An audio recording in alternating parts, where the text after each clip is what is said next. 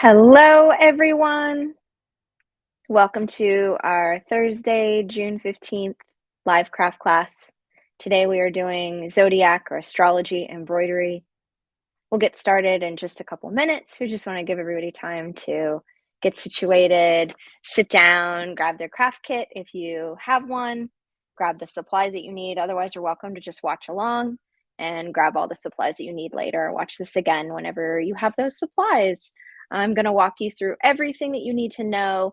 There is one little quirk about embroidery, which is that there is just no way we are going to finish this in an hour.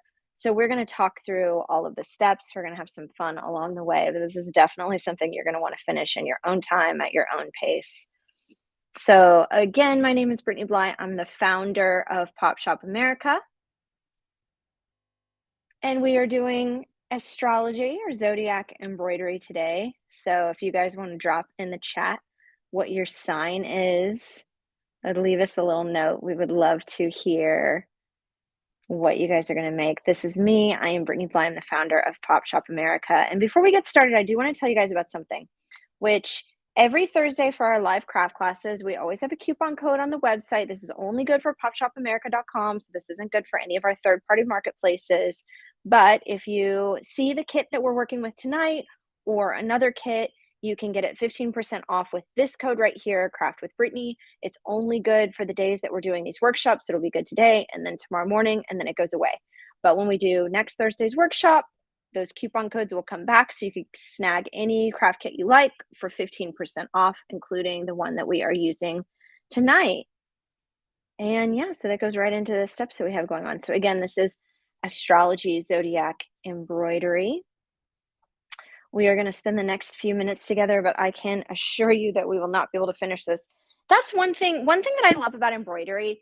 It's definitely a work at your own pace. It's the type of craft that you can take with you when you're traveling. It's compact, it's small, it's affordable. All of the supplies are easy to acquire. You can find them at lots of different places. So there's lots of things to love about embroidery. But one of the quirks is that it's slow paced. You're going to spend a lot of time on it, a lot of hours, so not a lot of money. I feel like everything in life, it's like you're trading money or you're trading time. And this is one of those things that you put a lot of time into, put a lot of love into, but you don't have to put a lot of money into.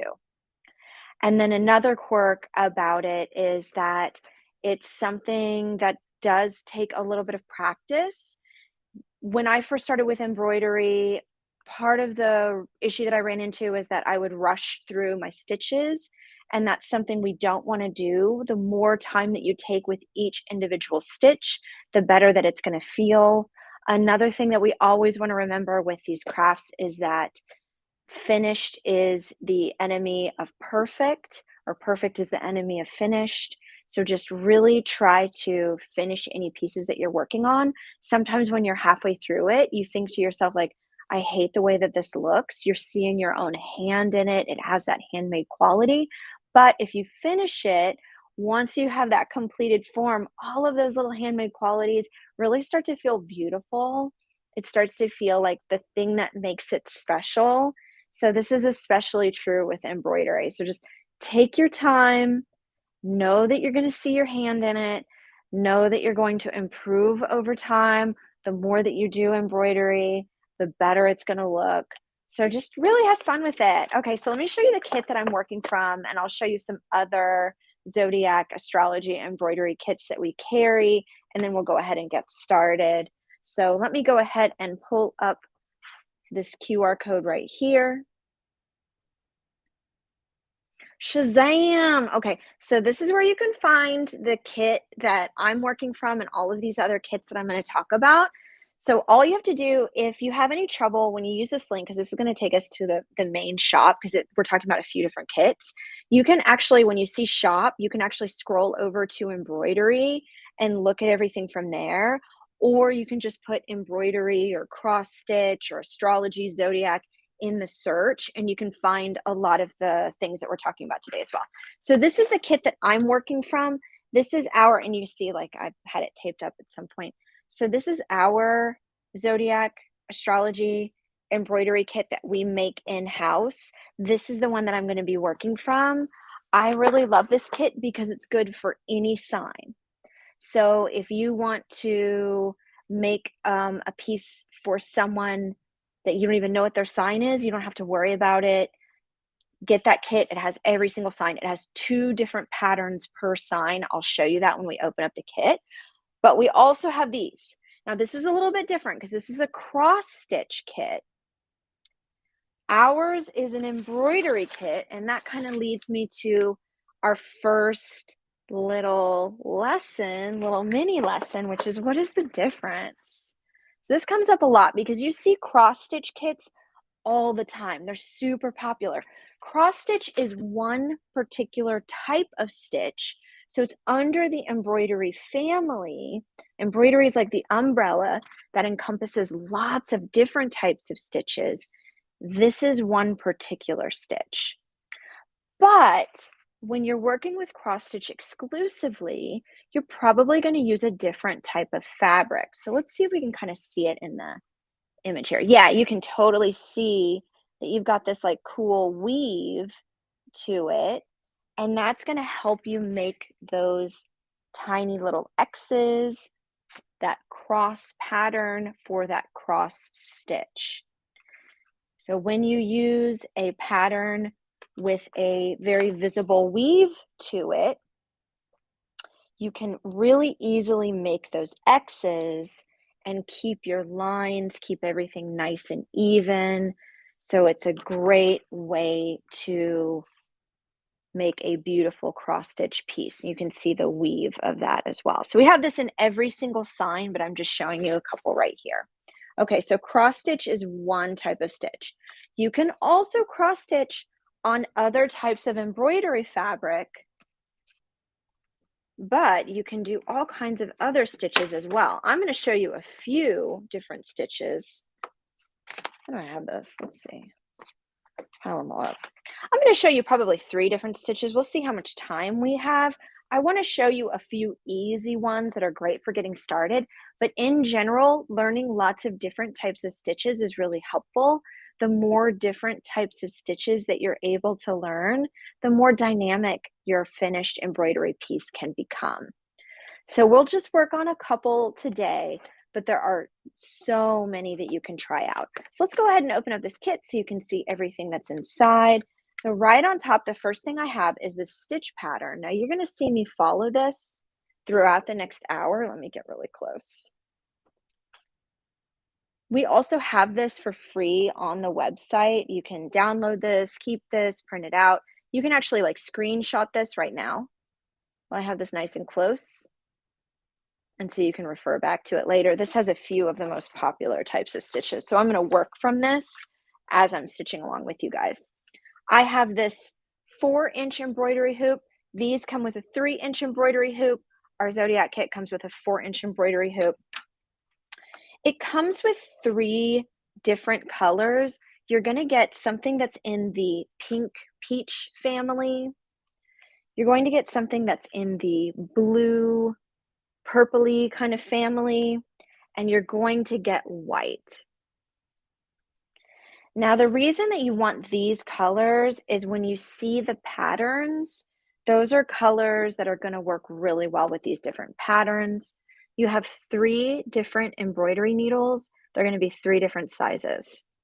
Embroidery needles are slightly different than sewing needles. You can use sewing needles. The quirk is that the eye for sewing needles can sometimes be a little bit smaller. For embroidery needles, they can be a little bit larger. And so that extra little bit of space can be really helpful to get your embroidery floss through that eye. So embroidery needles are better. Sewing needles will work as well. You get a few of these little guys. Now, these are little spools that for any of your extra embroidery floss, you can wind it onto this spool and store it long term. So you get a few of those because I can assure you, you will not use all of the embroidery floss that we have here. Likely you will use one color. You'll have 2 complete spools extra, and likely you will not use that whole spool. I can't imagine being able to use the whole thing, but You never know. You also get a washable marker, a piece of chalk, a small piece of black cloth, and a small piece of white cloth. So you can choose. When you're making your embroidery hoop, you could either stitch on black, which is a lot like this one right here. This is on navy right here. Or you can stitch on white. I'm going to stitch on white for the purpose of this video, just so you guys can see what I'm doing. Make sure that you can follow along really easily. It is a little bit easier to stitch on white. I'll explain that in a minute, but black is super beautiful. So really whatever you prefer is going to be great. Now here are all of our Zodiac templates. Let me get really close so you can see some of these. Again, the kit that I'm working from has every single Zodiac sign, and then check it out. So it's got these beautiful patterns with flowers and the Zodiac sign, or just that Zodiac sign. So I'm just going to show you a few of these. They're so pretty. I love the ones with the flowers. I think those are so lovely. And you can choose any which one. I don't think that you would be able to fit 2 signs. I mean, yeah, that would be really challenging. I don't think you'd be able to fit 2 signs, but you could shrink these down if you wanted to make, you know, you and your best friend, you and your significant other, something like that, you and your mom. You could make that work with just a simple copy machine, shrinking this down a little bit. That is something that could be feasible as well, which I think could be a really cute piece. So I'll just show you a few more. There's always one side that has the flowers, and then one side that just has that Zodiac sign.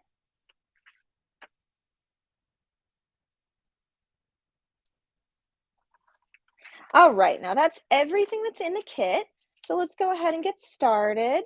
Now, of course, you don't have to work from this kit. You can just work from the supplies that I have here. You will want to find your own. If you want to make a Zodiac or an astrology, you might want to find a template for that. But this is tried and true for any type of or any pattern of embroidery. So if you find a floral embroidery pattern, everything that we're doing today is going to hold true. If you find something, you know, with like a cup of tea or any cute image that you find, the thing that you want to look for in a template, any embroidery template, is you need that template to be fairly simple. Think silhouettes, think line drawings. So even this piece, this is from our Adult Coloring Monthly, our monthly coloring book subscription box. Something like this is really good. Anything that feels, you know, very like coloring book, or anything that feels like a line drawing, silhouette, something that's very simple, that's what's going to work really well. Things that won't work really well are anything with shade. It's just not feasible for embroidery. Anything that is extremely detailed is going to be really challenging as well. So think simple, and those stitches, that color, that's going to be the thing that brings it to life. So go ahead and get rid of that QR code. Bring it back one more time, just if you want to screenshot it, or go ahead and put it in your phone, get rid of it, and let's get to it. Here we go, transferring the image. So let's get this kit out of the way. Now I am a Pisces, so I've got my Pisces image right in front of me right here. I'm going to put it on white fabric. That way you can see it a little bit better. And what we want to do is we want our fabric to be nice and flat. Take our washable marker. You can use any kind of fabric pen. You could use a chalk pencil as well. You can use a pencil, just a regular pencil. That might be a little bit more challenging. I would definitely recommend a fabric marker, a washable marker. You might want to test it ahead of time too, to make sure that you're going to be able to remove it completely. Some fabric markers are very difficult to wash out. Some are very easy to wash out. So just test it, see what you think. and then take your image and put it underneath that white fabric. Now I'm going to go ahead and get rid of the screen so that you can see me. And I want to show you what you're going to do if you want to work with this black fabric. All right, so hopefully anybody that's joining us is transferring that image. There's mine right there. Now let's talk about this black fabric. Now you see how when I hold it up, you can kind of see through it. You can see that chalk that's behind it, or even my hand behind it. That's great. Now you can stitch on lots of different types of fabrics. You definitely want something that's natural, something that does not have stretch to it. I think that even like a t-shirt cotton can be really difficult because it can create a lot of puckering. This right here is a Kona cotton. I highly recommend that. Linen is also really nice. Now, some fabrics that you find for embroidery might be thicker than this, and so that might be a little bit challenging to transfer that image. But if you have a piece like this, all you have to do is take your pattern. You could put this on top of a light source. So if you have a light box, an overhead projector, anything like that, that's going to be really, really easy. But if you don't have an overhead projector, if you don't have a light box, you can hold this up to a window, and the light coming through the window is going to help you see the design right here. And then you can transfer it using this piece of chalk. Now you're going to want that chalk to be nice and pointy. So what you want to do is take this outside, rub it on the sidewalk until you can create a point. Or you could use a chalk pencil as well. You can use a light colored fabric marker, but just test it out and see if you're able to like read that color, see it really clearly with the on that black fabric. If those don't work, or if you just don't like it, if the chalk is too smudgy, you can get white or a light colored transfer paper. And then what you would do is place your transfer paper on top of your black fabric, transfer paper on top, template on top of that, and then you can just pencil in that template, and the transfer paper will transfer it to the fabric. So there's lots of different ways you can transfer it over to that black fabric, but again, I'm going to use this white one because it's just so easy to see. Now, I taught an embroidery workshop a couple of weeks ago, so I have my piece right here that I already drew in. So let me show you what I've done. This, in the amount of time that I took to explain about black fabric, that's about how long it took me to draw in this template when I was teaching that workshop. I was teaching that workshop for a private group, which is something we do pretty regularly, and it's very fun. So again, I'm a Pisces, so here's my Pisces image. See, I have it nice and centered. Of course, that's no big deal because we can center this fabric inside of that hoop, but you can see that that's exactly what I did before. You can kind of see that pattern from the hoop itself. And then here's my piece right here. So I did transfer those stars and this moon. Those things don't have to be perfect. I didn't transfer over the word Pisces. So that's something to consider. When you're working from a template, you don't have to transfer the entire template. If there's elements of the template that you love, great. You don't have to use the whole thing. Use bits and pieces of it. You can put two different templates together. So say I like this flower right here, but then I like the size of Pisces right here. And maybe those are the only two things I want. Maybe I just want a flower and I want it to say Pisces. Great, I can do that. If it's easier, you can always cut these pieces out. So any template you find on the internet or anything that you draw out, you can cut out those individual pieces, rearrange them, tape them together to create a collage type of composition that you transfer over to your fabric. All right, so I've got my image right here, Now, the next thing that we're going to do is we are going to prep our embroidery hoop. So load up the embroidery hoop. Now, any embroidery hoop that you get for the most part is going to have a little twist kind of screw at the top. And we just go ahead and twist it righty-tighty, lefty-loosey.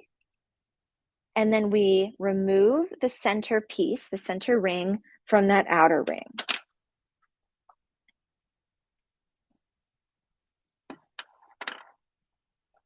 Now the center ring is going to go underneath, and again, we want to center our image as best we can.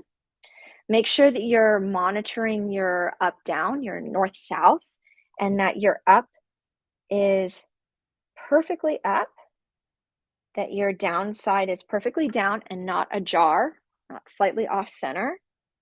And then we can just place that outer ring right on top. And now before we tighten it, you can start to make any last minute adjustments. So for me, my image was slightly up and to the right, and so I'm pulling the fabric down and to the left a little bit just to even it out. And now it doesn't have to be perfect. We can always make last minute adjustments later, or you can just leave it at it as is, no big deal. Once you get it, the image about where you want it, nice and centered, we're just going to go ahead and twist the screw closed. Oops, my little piece fell out. Now, if you're like me and your little middle piece fell out, or your inner ring, and you can hold on to both pieces with one hand, tighten the screw with the other, and then let me show you guys what I'm doing. Let me get nice and close. So again, righty-tighty, lefty-loosey, so I'm twisting it to the right to tighten it. Now, one thing that I want, you see right now how it's puckering right here?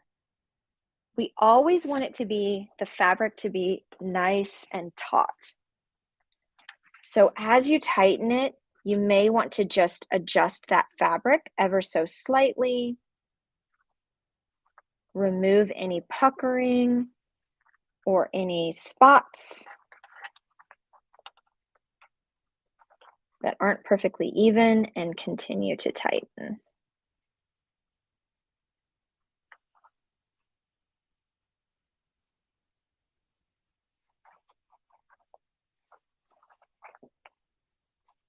Now we want our fabric to be nice and taut inside of the embroidery hoop, because if there's any buckling or puckers to that fabric as we stitch, it's going to heighten that and make it even more pronounced. So we always want it to be nice and tight. It also just makes it easier to stitch.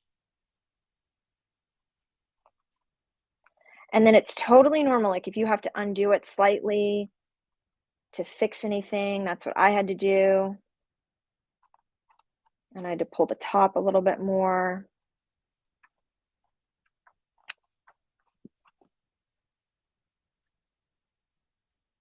And I'm tightening it again.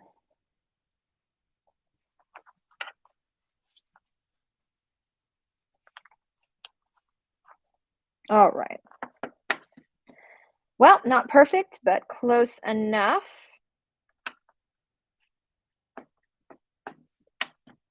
Now that we have our fabric inside of our embroidery hoop, we can actually start to prep our embroidery needle. So there's something really great that you guys need to know. Hopefully you guys already know about embroidery floss,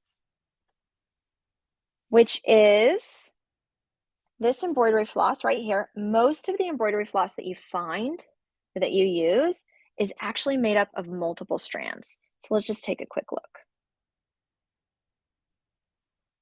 As we pull the top of this, just fan it out a little bit just so you can see. I've got multiple strands right here. It's very rare that you're going to use embroidery floss in its full thickness. Almost exclusively, you're going to peel back an individual thread and use that individual thread.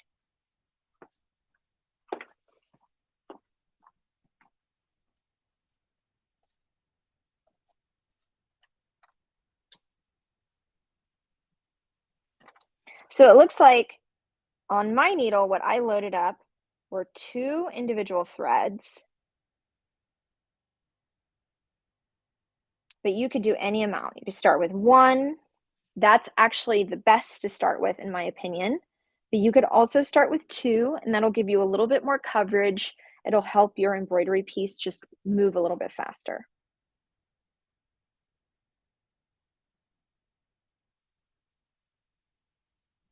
So to peel away the embroidery floss, to be able to use 1 or 2 or just a few strands, what you're going to do is take your hands and physically pull them apart, but you need to move really slowly. If you move too fast, this will tangle and it'll really be challenging to peel them apart. Now they're all wound together, so it is normal to kind of toss this around between your hands to continue to unfurl. You can even, move your hands back and forth, running it along the ends of the threads to continue to peel it apart. Take your time with this because if it tangles, it really becomes a challenge getting these threads apart. Now I'm just going to peel apart a really short piece just for the sake of time, just so you're not watching me uncurl thread for the next hour. So I'm just going to do a really short piece so I can show you how to load up this needle. Now, one thing that's not included in any of these kits that you will want are some really lovely fabric scissors. They do make embroidery scissors that have very tiny, sharp edges to them. I'm just using some regular fabric scissors that I have right here. It will be challenging if you're using just regular household scissors because we're working with something that's so fine and so small. It's they can become dull really quickly and it can be challenging to cut. So let me get really close. There's a couple of different tricks to threading this needle. Load our needle. We're on step 4. This is great. We're moving right along. So I've got my edge right here, and you can't really tell on camera because we are working with something that's so small, but it's quite frayed and not very pristine, not perfect. So whenever you're cutting your embroidery floss to get it prepped to load in an embroidery needle, try to cut it at an angle. So just like you would with flowers, cut it at an angle, make sure your scissors are nice and sharp. I always moisten the end. I'm sure you saw your mom do this when you were a little kid. Works like a charm. Get it nice and wet. And then just take your time. What a lot of people like to do is they almost like nestle the thread in between 2 fingers and then push the needle onto the thread. Another thing that you can do is you can use a needle threader, which is a really small piece of wire that you put the thread in between the 2 wires, and the wires have a little bit more structure, so you're able to pull it through that needle a little bit easier. But what I'm going to do, it's going to be hard to see on camera, is I'm actually going to lean down so that I have my elbows on the table and I get really close to the needle itself, and then it goes right in. So you guys might have seen how much I was struggling when I had it like up, when I had my arms up. It's really hard from there because you have something that's not steady, something that's not steady. You have 2 things in motion. But once I put my arms down on the table and I get really close, it makes it so much easier. Now, if anybody tells you with embroidery to knot that end, knot these 2 ends together before you start stitching, you better tell them that they're wrong. So we do not have to knot the end, and I don't recommend knotting the end, but I see people do it all the time in YouTube videos, or you watch like Embroidery 101 and then they're like, knot the end of the thread. And you're like, no, it makes a big old mess on the back of your hoop, and it can become very visible depending on the type of fabric that you choose. It just doesn't look good. We don't need it. So what we want to do is with our first stitch, now our first stitch, we're always going to start on the back. The end of our thread is going to face the back of our embroidery hoop. We're going to stitch from the back to the front so that those ends are always on the back. What we're going to do is we're going to hold these ends in place for the first couple of stitches until we've created enough of a back and forth through the fabric that these ends can't pull through. You're also going to want to leave a tail, so that first stitch, leave about 1 inch of this on the back side. Just leave it as like a tail, and then we can always reuse it later or kind of revisit it, or, we just have like a little bit of extra just in case. So let's go ahead and start on our back side of our hoop, and let's start talking about some different stitches that we can make, right? Different types of embroidery stitches. So let's take a look at this chart that I have right here. These are some really popular stitches. We also carry this book right here. We only have a few copies of this left. Let me just go ahead and bring up the QR code one more time. So there's that QR code. You can get this book for, I think it's like $1.50. It's like really, really inexpensive, and it's really nice, but it's quite small. And this has a few different types of stitches that are very easy to learn and very easy to repeat. So it's got a split stitch, a stem stitch, a back stitch. A back stitch is something that we're going to do today. And it's actually a pretty good one to start with. Let's see, is there another stitch that I think that we should start with? Well, let's talk about that cross stitch really quickly. I'm not going to do it, but it's so easy to learn. So let's just talk about it really quickly. So let's get really close right here. Cross stitch. So from that back forward, and I actually don't agree. Oh yeah, no, it's backwards. Oh my gosh, I'm reading it backwards. I thought this said D down here, and I was like, I go down this way. Like, is it saying to do it differently? So you're going to go from here to here through the front of your fabric, then through the back of your fabric, you go up. And then you go down again. Now, this is saying like you can go back up. I actually don't do it that way. So let me show you what I mean. Let's grab our little marker. Let's grab a little sheet of paper. And let's do our little diagram, such an easy way to learn. So I'm coming through the fabric and then down, back in through the fabric, and I always go up. So I always start here, and then I go here, just like so. Very, very easy stitch. Not one that I'm going to do today, but still so quick and easy to learn. We have to at least discuss it. We got to start with the easy ones, and then we get more and more complicated, because I can tell you French knots are quite challenging. It took me a long time to learn that one. Now let's talk about a fan stitch. That's so simple. Oh my goodness.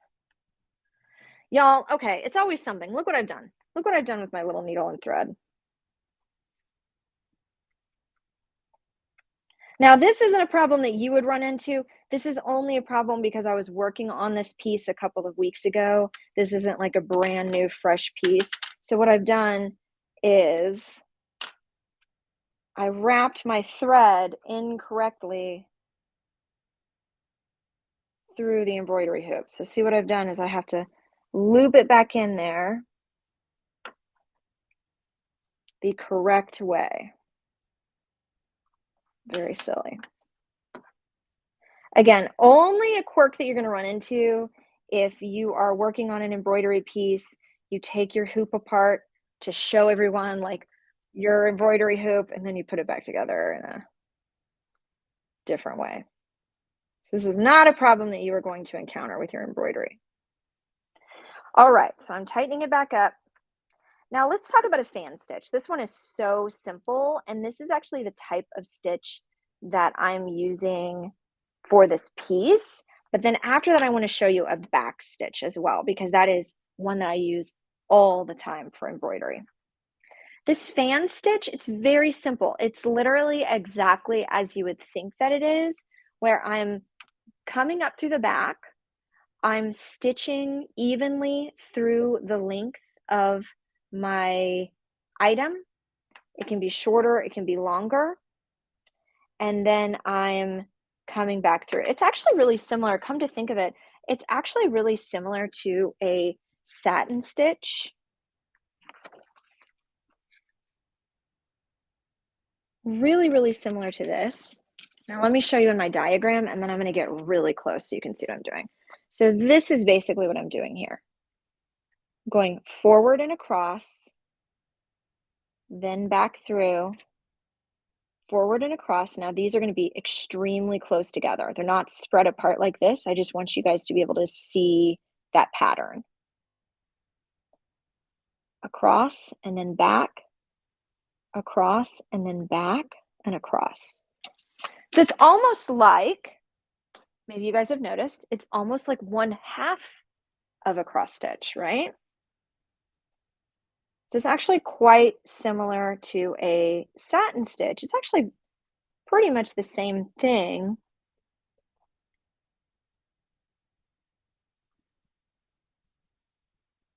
Now, what's great about this is that I can make them wider, I can make them shorter. So this is a really wonderful stitch for a shape like this, because you can see that this piece right here gets wider and then thinner down on the edges. Wider in the center, thinner on the edges. So this is the perfect type of stitch that I can carry across that entire object. So it gives it a sense of continuity. It's the same stitch all the way down, but I can adjust it as I go. Wow, 30 minutes in and I'm making my first stitch. Classic embroidery workshop. It's a lot of setup. And like I said, there's just no way we're going to finish this piece. And like, hopefully you guys can see like how many times I'm actually poking through. Let me get really close. I'm going to make one stitch. Once I feel good about that stitch, I'm going to get really close so you guys can see it. But hopefully you guys saw how many times I poked through the fabric before I'm actually bringing this embroidery floss all the way through. And that's very normal. Like, you don't quite place it right.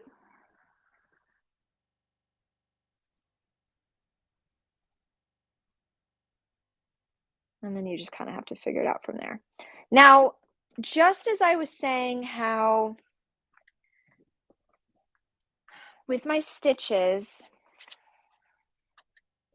I'm going across and then coming back at an angle so that my starting point is always on one side instead of making this my starting point and this my starting point. That's something you could do as well, right? You could stitch this way, come back through, go to the other side, back and forth, almost like a shoelace. Either one is fine. Either one is still going to give you that satin stitch or that fan stitch type of pattern. So you're welcome to try either one and see if either one feels better, feels more right for your hand. Now let me get really close so you guys can see what I'm doing. All right, yep. So pulling it through, all the way through. I always am nice and gentle with my embroidery floss as I'm stitching. And again, we want from top to bottom, we want to keep those stitches really close together. We also, to make this look really professional, really beautiful, I also want to make sure that my stitches from left to right are consistent. Like, I don't want some of them to be at an angle and some of them to be angled down, or some of them to accidentally be too long and then get shorter again. Watching the length and the angle of each individual stitch is part of what's going to make this look really beautiful when it's finished. So that's another one of those things where you have to take your time, and that's okay. And that's exactly why we are not going to be able to finish this today.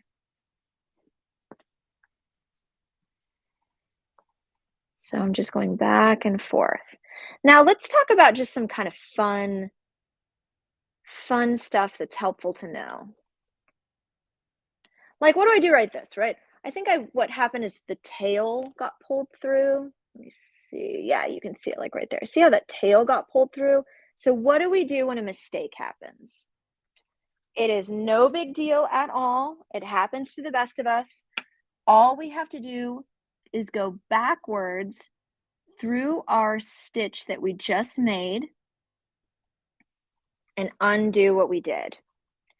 If you're not able to go backwards through that stitch, you can use a seam ripper and you can just rip out what you did before. Either way. So I'm going to try to go ahead and fix it. Yep. And I was able to get back through that stitch. Now let's get this tail out of there. Yep, I got that tail out of there. Good as new. Nice and fixed. So what I can do is I can just hold that tail down to prevent it from happening again. And then start my stitch again.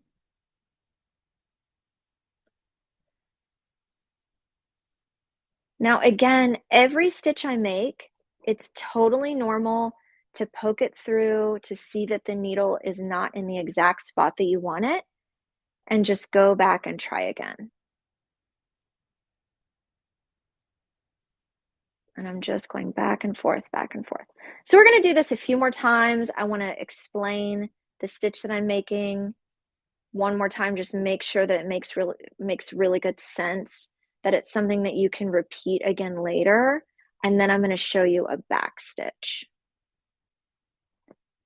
So we talked about a cross stitch. I'm not actively using that, but hopefully it makes sense. Right now we're using kind of like a satin stitch. It's kind of a modified satin stitch. And then next, we'll do a back stitch.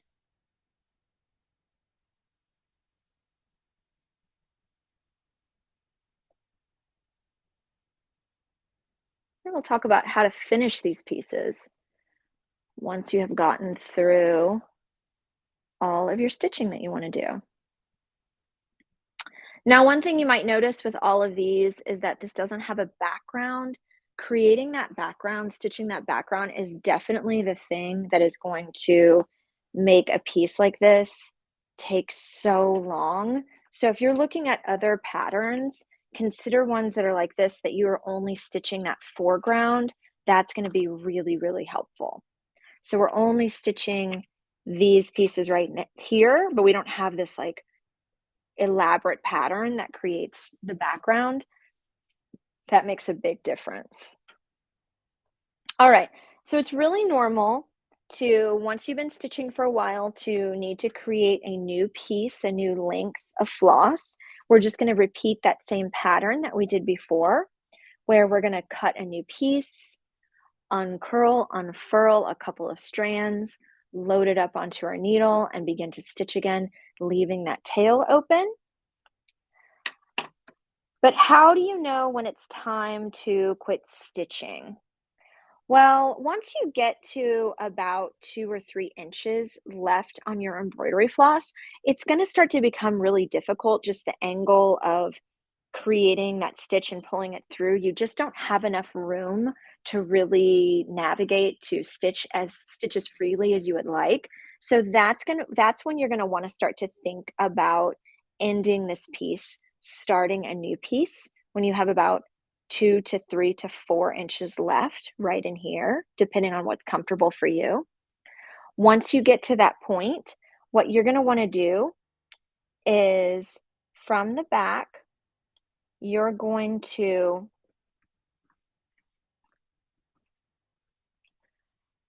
find a loop,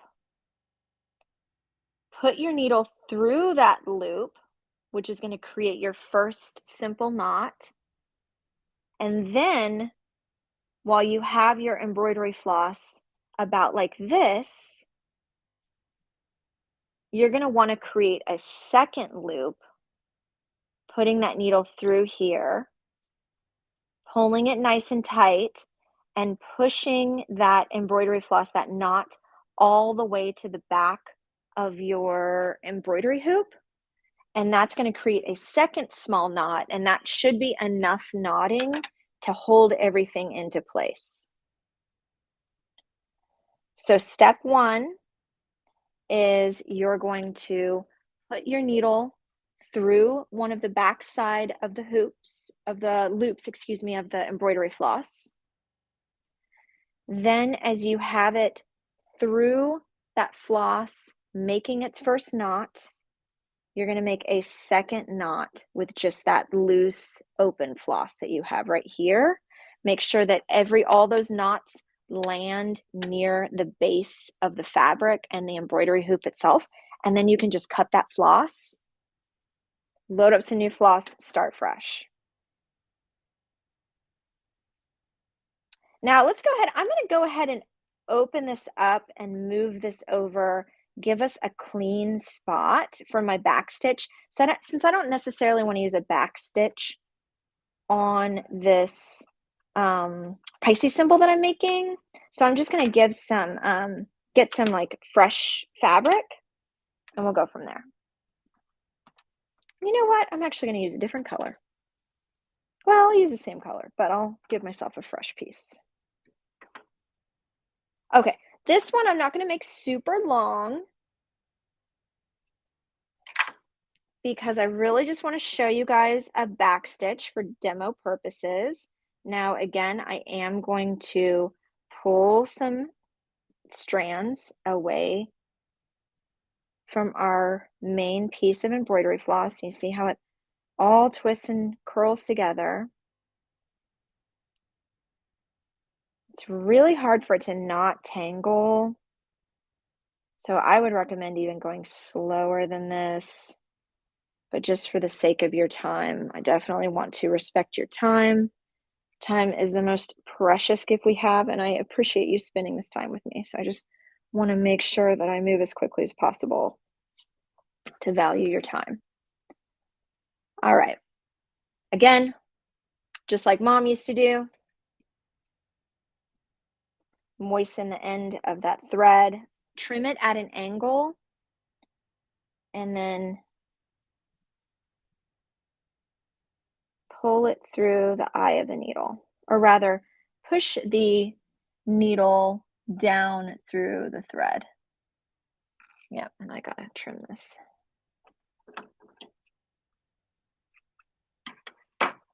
Always at an angle, just like flowers.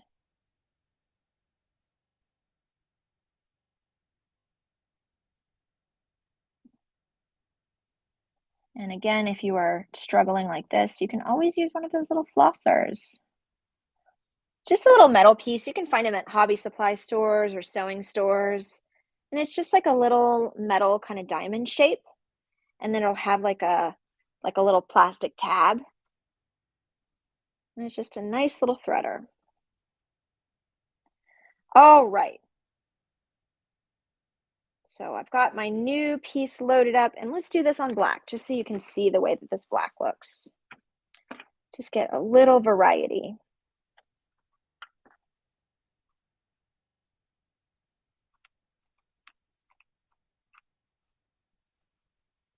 Again, righty-tighty, lefty-loosey. Tightening this up, pulling the fabric edges as I go, because I want it to be nice and tight. We don't want any puckering, any bubbles to the fabric. Now let's take a look at this back stitch. And this will be the last stitch we'll do today. Now by the way, so we have this on the website, so you can find this at popshopamerica.com. We also have most of these individual stitches as individual tutorials on the website as well. So please don't feel like you have to memorize everything. Sometimes it's easy to forget these stitches and you have to practice or see them again. It's totally normal. So feel free to visit those blogs, a week from now, a month from now. It's always helpful to review as you go. And then this is the stitch that we're going to do right now. So a back stitch is a really great way to create kind of a fun, thicker, very dynamic type of line. And we're basically, so I'm facing the same direction as this piece. So I always want to turn around as I'm working. It helps me as I'm working with you guys. So I'm basically going, again, see how it's A right here. Then you go backwards. And then you go C to D, backwards. So let's see how that looks on our fabric. It's definitely going to look different.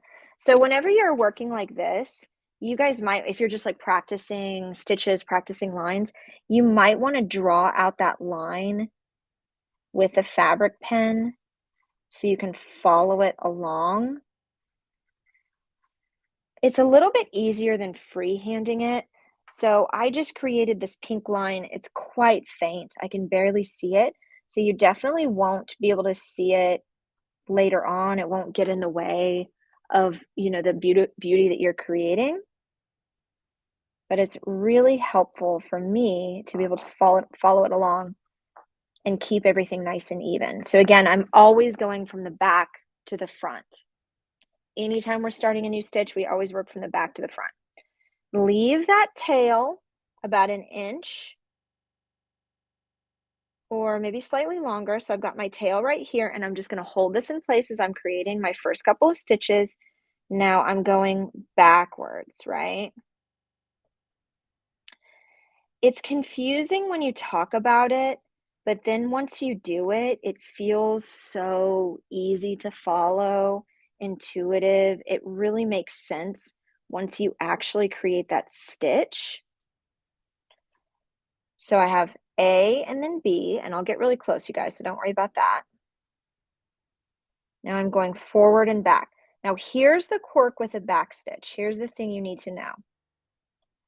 You are going to want to be really careful to make sure that each stitch has the same length. And now let me show you what I mean.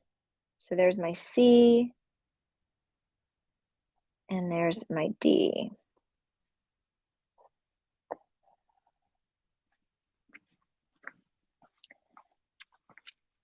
And here is that back stitch that I'm creating. So cute. I love it.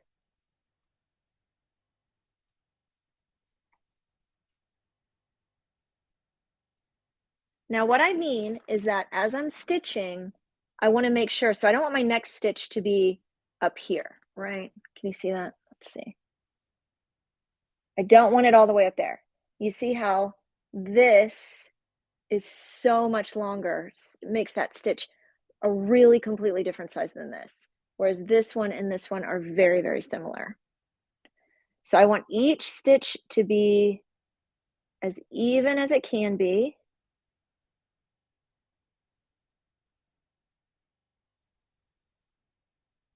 So about right here.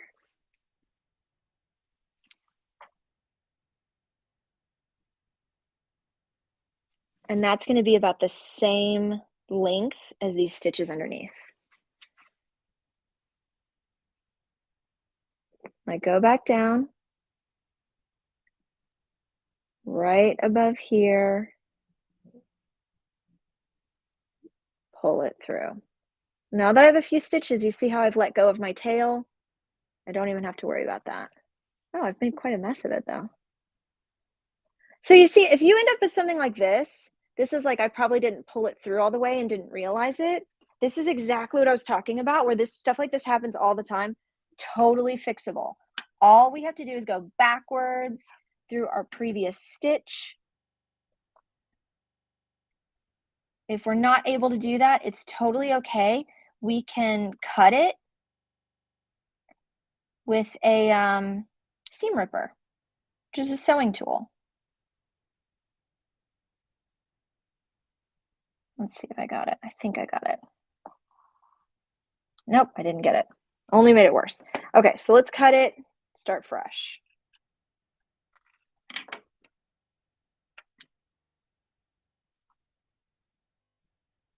We got our little back stitch going. So let me actually show you guys. I realize I can show you guys one more stitch. We pretty much covered everything. You guys know how to finish a piece. You guys know how to start a new thread. I think that cross stitch is pretty clear. I think you guys are comfortable with the satin stitch. Hopefully you guys are feeling good about that back stitch. I think that one is a very easy one. Let's do a runner stitch as well because it's so easy and we've got a couple more minutes and it's just something that we can learn right now and know one more stitch. So easy. So I'm going to bring this back right here. So this is the stitch that we're going to do right here. It's so easy. So all we're doing is we're making a stitch. Again, we're starting through the back, poke through the front, go to here, then we go back and we leave a space. So you see how there's a space right here. And that's why it's a runner stitch, is it basically has all of these little openings. So it creates kind of a cool, almost wave-like pattern. So a back stitch, it looks pretty similar, but a back stitch is always going to feel more full. It's better for outlining. It's better for things that are maybe a little bit thicker. But a runner stitch is really great if you just need to do something really quick, if you want it to kind of feel like a wave. Here, I'm going to clean that up so you guys can see that a little bit better. Okay, so runner stitch. We'll do it right next to that back stitch, starting from the back. I'll make them about the same length. So I'm going to pull this until my tail is about an inch. So this is my tail. I know I have a big old mess back here, so it's a little bit hard to see, but here's my tail right here. So I'm going to pull a little bit more, maybe about right there. Now here's my tail. Make our stitch length about the same. Oh, that's not even centered at all. This is why I recommend drawing that line ahead of time. It's just easier to follow along. So there's stitch number one. Now you see how I have that little bubble right there, how it didn't pull through all the way? That's another really normal thing to happen when you're stitching, when you're embroidering. You can just take your hand on the back and just really gently tug at it, even it out. Now again, we're going to leave that gap for our runner stitch. So I'm going to come back through the front about right here.